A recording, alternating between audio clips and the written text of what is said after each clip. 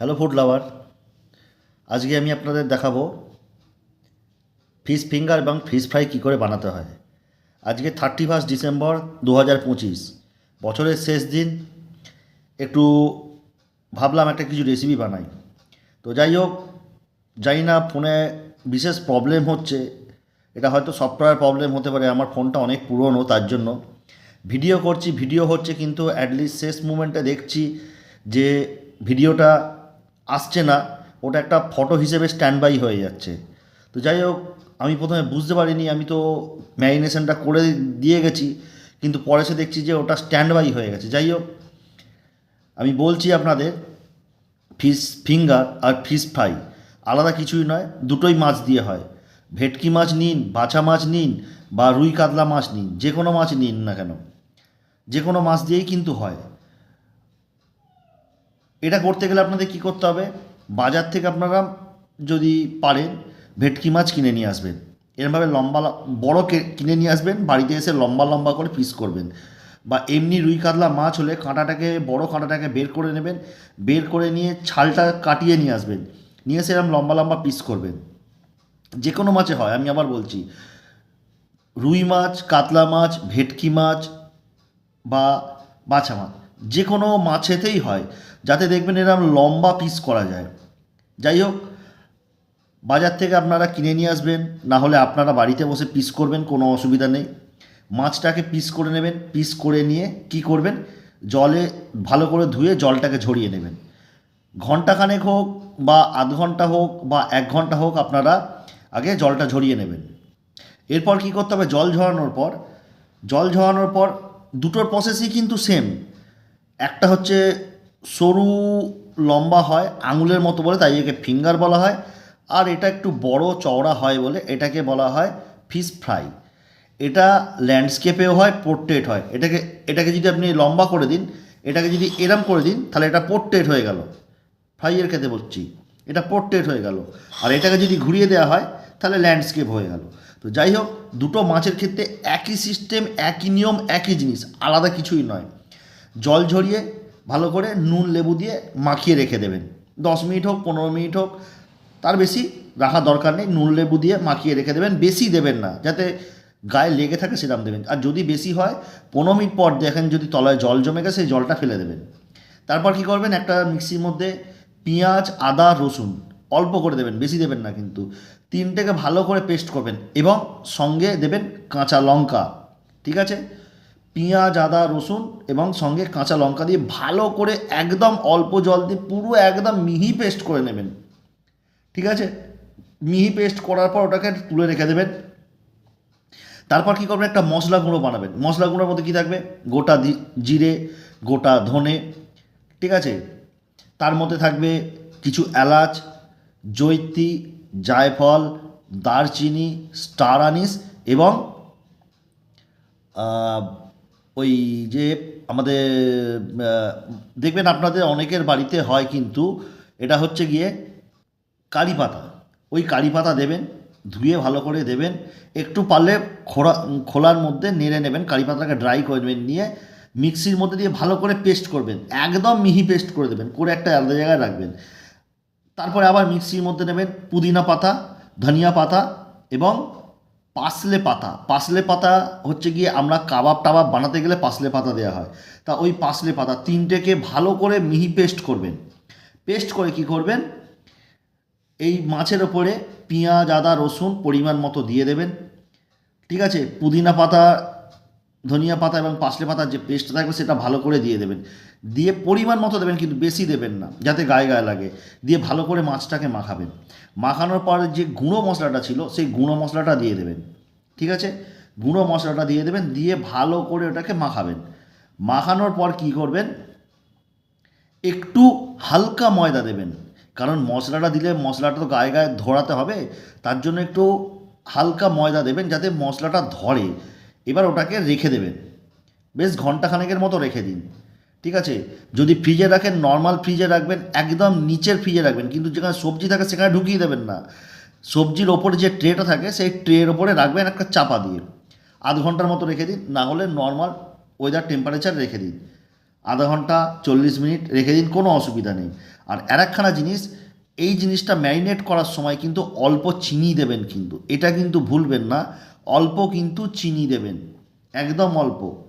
পরের বারে যখন আমি এটা বানাবো তখন আপনাদের রেসিপিটা অবশ্যই দেখাবো, ঠিক আছে? যাই হোক, তারপরে কী করবেন, একটা জায়গার মধ্যে ডিম ফাটিয়ে রাখবেন আর একটা জায়গার মধ্যে অ্যারারুট গুলে রাখবেন, ঠিক আছে?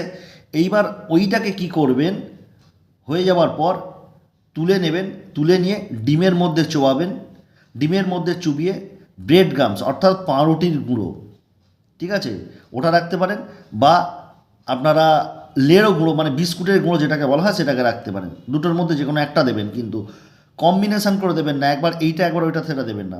প্রথমে ডিমে চোবাবেন, ডিমে চুবিয়ে পাউরুটি গুঁড়ো থাকলে পাউরুটি গুঁড়োর মধ্যে ভালো করে কোটিং করবেন, কোটিং করে দিয়ে একবার অ্যারারুট জলে চোবাবেন, বা প্রথমে অ্যারারুট জলে চোবাবেন, কিন্তু চুবিয়ে তারপরে বিস্কুটের গুঁড়োর সাথে বা পাউরুটির গুঁড়োর সাথে একবার মেশাবেন, মিশিয়ে তারপরে আবার ডিমে চোবাবেন, চুবিয়ে কিন্তু আবার কিন্তু হয় পাউরুটি না বিস্কুট যে কোনো একটা ব্যবহার করবেন, দুটো নয় কিন্তু, দিয়ে ভালো করে দিয়ে একদম ম্যারিনেশন হয়ে যাবে। তারপর একটা স্কেলের সাহায্যে বা একটা কিছু ছুরির সাহায্যে এরকম চেপে চেপে দেবেন, কোনো অসুবিধা নেই। দিয়ে এটাকে কিন্তু সঙ্গে সঙ্গে ভাজবেন না, কিন্তু এটাকে আপনারা রেখে দেবেন 10-15 মিনিট, যাতে এই যে জলটা থাকে, যে আপনার ডিমের যে লিকুইড জলটা, তার সাথে যে ব্রেড গাম যেটা হয়েছে বা বিস্কুটের গুঁড়ো, সেটা যাতে অ্যাবজর্ব করে টানে, সেটা দেখবেন। কিন্তু যখন শুকিয়ে যাবে তখন কিন্তু কি করতে হবে, তখন আপনাকে কড়ায় ভাজতে হবে। চলুন এবার আমি ভাজাটা দেখিয়ে দিই। আমি আবার বলছি, প্রথমে মাছটা ধুয়ে নেবেন, ধুয়ে নুন লেবু মাখিয়ে দেবেন, তারপরে টাইম হয়ে গেলে 10-15 মিনিট পর ওটাকে, জল যদি তলায় জমে যায় ওটাকে ফেলে দিন, পেঁয়াজ আর রসুন পেস্ট করবেন, মশলা যে গুঁড়ো গুঁড়ো বলছি সেই মশলাগুলো পেস্ট করবেন, পুদিনা পাতা ধনিয়া পাতা পাসলে পাতা গুঁড়ো করবেন, বাটবেন, তার সঙ্গে কাঁচা লঙ্কা দেবেন, ঠিক আছে, দিয়ে ম্যারিনেশান করবেন, মশলাটা দেবেন, দিয়ে মেশাবেন, তার সঙ্গে অল্প চিনি দেবেন, দিয়ে মেশাবেন, এবং উপরে কিন্তু অল্প ময়দা দেবেন, কিন্তু অল্প ময়দা দিয়ে ওটাকে ভালো করে, যাতে মশলাটা জিনিসগুলো ইনগ্রিডিয়েন্টসগুলো ধরে সেটার ব্যবস্থা একটু রাখবেন।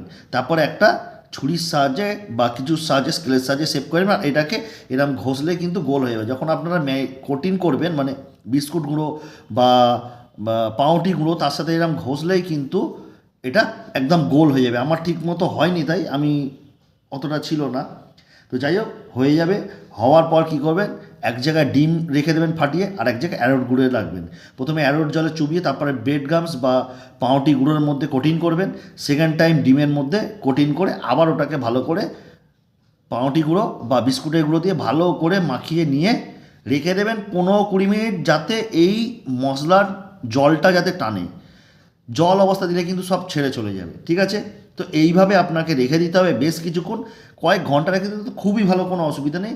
এটাকে কিন্তু কোনো ফ্রিজের মধ্যে ঢোকাবেন না, এটাকে রুম টেম্পারেচার রাখবেন, যেখানে হাওয়া খেলবে, প্রকৃতির হাওয়া খেলবে সেরকম জায়গায় রাখবেন, কোনো ফ্রিজে রাখবেন না কিন্তু। তো চলুন এবার এটাকে আমরা এখন ভেজে নেব। যাই হোক, কড়া এখন আমরা তেল বসিয়ে দিয়েছি, তেলটা এখন গরম হচ্ছে। তো প্রথমে তেলটাকে আমরা হাই ফ্লেমে গরম করে নেব, ঠিক আছে? প্রথমে আমরা তেলটাকে হাই ফ্লেমে গরম করে নেব। তেল গরম হয়েছে কিনা দেখার জন্য আমরা একখানা এরকম ফিশ ফিঙ্গার বা ফিশ ফ্রাই থেকে এইরকম একটা কোটিং খুলবো, খুলে এরকম ফেলবো, দেখবো যে গরম হয়ে গেছে তেল। এবার আমরা কি করব, আলতো করে ধরবো, ধরে এরকম ফিঙ্গারটাকে আস্তে করে ছেড়ে দেবো। এই যে দুটো ফিঙ্গারকে আস্তে করে ছেড়ে দিলাম। তেল কিন্তু কমাবেন না ফ্লেম, তেল হাই ফ্লেমই থাকবে। এভাবে এটাকে ভালো করে আমরা এবার ভেজে নেব। তো চলুন আমরা এখন আগে এটাকে ভালো করে ভেজে নিই।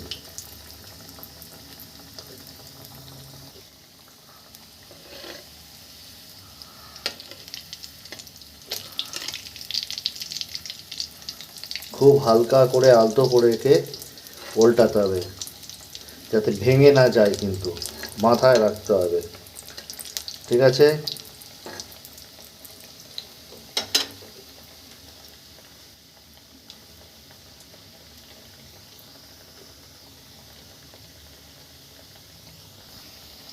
মোটামুটি আমি 2 মিনিট ভেজেছি, এরম লাল মতো হয়ে গেছে, দেখছেন?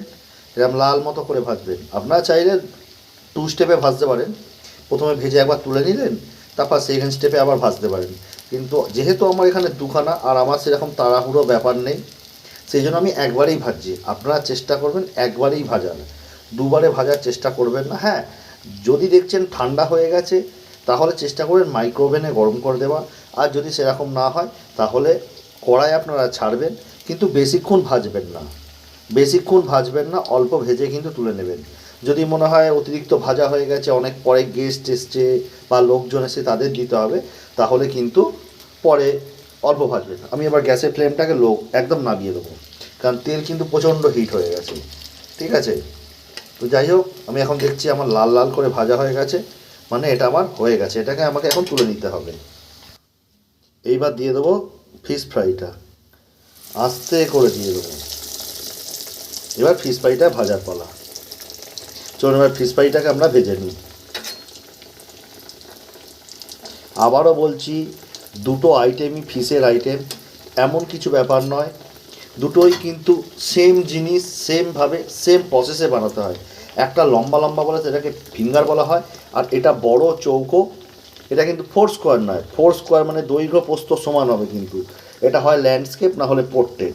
ঠিক আছে, লম্বাটা বেশি, চওড়াটা কম। তো সুতরাং এটাকে আমরা এখন আবার ভেজে নেব। ঠিক আছে, এটাকেও কিন্তু এরকম লাল করে ভাজতে হবে। চলুন আমরা ভেজে নিই এটাকে।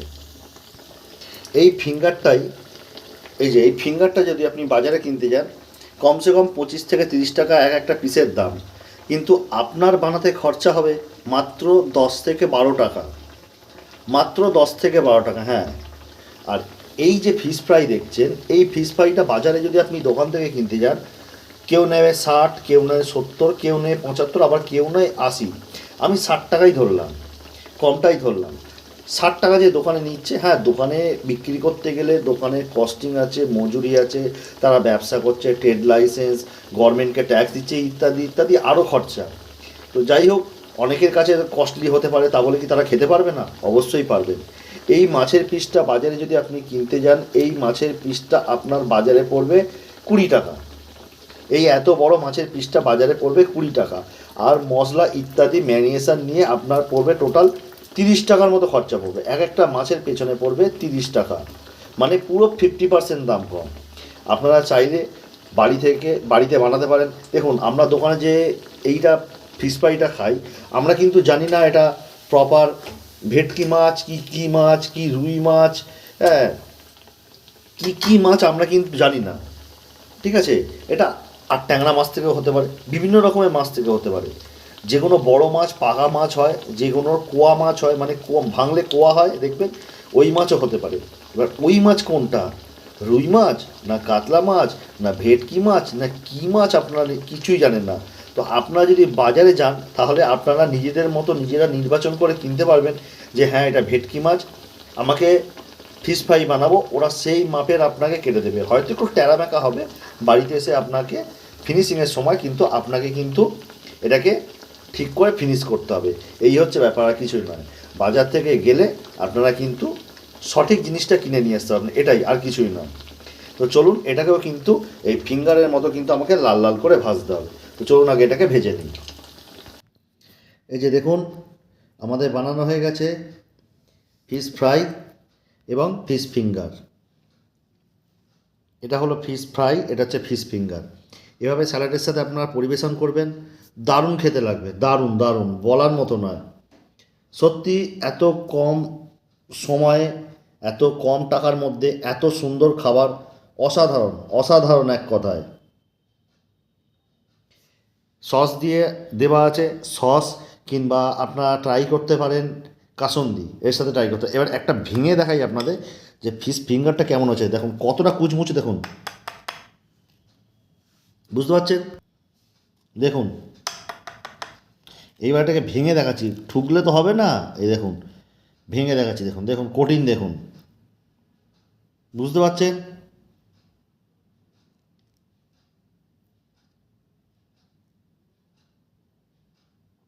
এই হচ্ছে গিয়ে কঠিন, স্পষ্ট বোঝা যাচ্ছে।